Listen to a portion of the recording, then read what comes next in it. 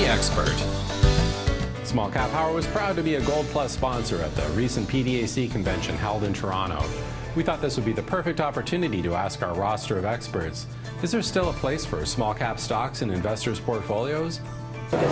Right now, the valuations are so low that you can home in on quality companies which are not getting any premium for their stories. There's the ounces and pounds type of companies. Some of them are trading at less than the money they spent advancing these projects in the past 4 or 5 years. Small caps should be an integral part of investors' portfolio, at least some exposure to a small cap. Over long term, if you look at the returns, small caps have pretty much outperformed large caps over long term. So having some exposure definitely helps, but obviously investors should look at their own investment objectives and consult their advisors before taking any decisions. Yeah, I think they have to be very careful, obviously, and I would suggest to most people that, depending on their age too, that's an important factor. As you get closer to retirement, you want to be very careful. But yeah, I think there's a place for it, but maybe 10% or something like that. I think people should be putting their money into safe things as much as possible. Where is safety? Honestly, I don't look at the U.S. Treasuries as being the ultimate safety. I think it's gold and silver primarily, because I think there is going to be a day of reckoning for the reckless monetary policies that have been enacted, especially since 2008, 2009. So I would say people should have a percentage of their portfolio in accessible gold and silver to start with. Then, quality companies that produce dividends that are going to survive an economic downturn. And yeah, maybe 10 or 15% can go in more speculative junior mining companies. I mean, that's all I buy basically is small stocks. But that's what I do for a living, and that's what my newsletter is about, is the small cap.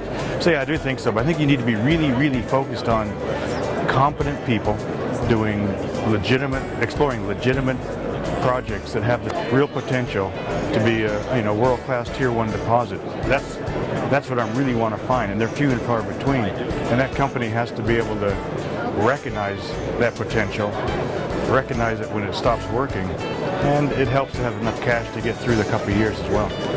They may be worthless right now at, say, $1,200 gold, or maybe $250 copper, or maybe 85, 90 cent zinc.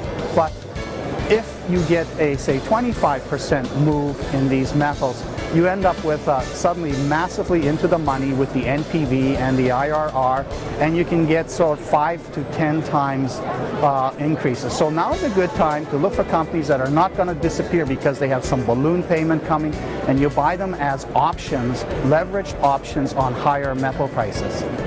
The key, though, is what type of investor are you? What kind of risk and volatility? Two different things. What kind of risk and volatility are you willing to accept? But one thing I would say is, even if you're a conservative investor, don't confuse size with quality. And without naming any names, some of the biggest companies in the sector are far from the highest quality, and yet among the junior sector you can find very, very high quality companies.